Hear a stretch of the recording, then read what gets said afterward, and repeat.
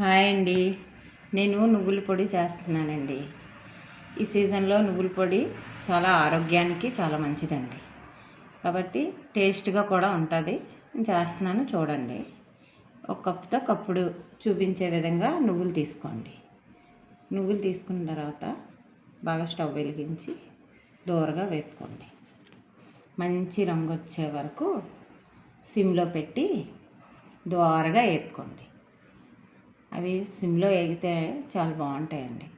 ఎందుకంటే ఆయిల్లో పెట్టేస్తే మాడిపోతాయండి. కాబట్టి సిమ్లోనే వేపుకోవాలి. చాలా బాగా టేస్ట్గా రుచిగా ఉంటాయి.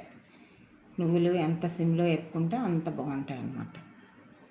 నిల్వ కూడా ఉంటుంది ఈ నువ్వుల పొడి. ఒక నెల రోజుల పాటు ఉంటుంది అన్నమాట చేసి పెట్టుకుంటే. చూశారు కదా, చూపించే విధంగా ఇలాగ కలర్ వచ్చినట్టుగా వేపుకోండి. వేపి ప్లేట్లోకి తీసుకోండి.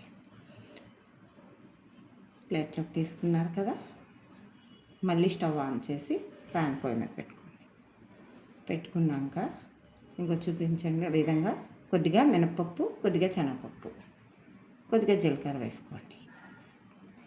మినపప్పు వేస్తున్నాను, కొద్దిగా శనగపప్పు వేస్తున్నాను,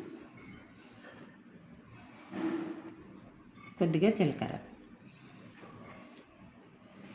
జీలకర్ర వేసుకున్న తర్వాత ఇవి కూడా సిమ్లో దోరగా వేపుకోండి. దోరగా వేపుకున్న తర్వాత ఇవి కూడా మంచి రంగు వస్తాయి అన్నమాట. దోరగా సిమ్లోనే వేపుకోవాలి. ఇవి కూడా ఇవి చూపించే విధంగా వేపుకోండి. ఇవి కొంచెం వేగినాయి కదా, ఒక 10 ఎండుమిరపకాయలు వేసుకోండి. ఒక 10 ఎండుమిరపకాయలు వేసుకున్న తర్వాత అవి కూడా బాగా దోరగా వేపుకోవాలి. ఎండుమిరపకాయలు వేస్తున్నాను చూడండి. 10 ఎండుమిరపకాయలు వేసుకోండి. ఈ మొత్తం దోరగా వేపుకోండి. ఒక 10 ఉల్లిగడ్డలు వేసుకోండి. చిన్న చింతపండు వేసుకోండి. చిన్న చింతపండు వేసాను చూసుకోండి. చూశారు కదా, చూపించే విధంగా ఇలాగా సిమ్లోనే వేపుకోవాలి. మిరపకాయలు కూడా వేగిపోయినాయండి. ఇవి మిక్సీ పట్టుకోండి. స్టవ్ ఆఫ్ చేసేయండి. మిక్సీ పట్టుకోండి.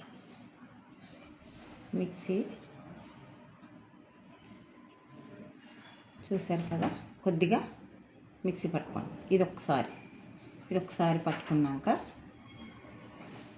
ఒకసారి పట్టేసుకున్న తర్వాత అప్పుడు నువ్వులు వేసుకోండి. నువ్వులు కూడా వేసుకున్న తర్వాత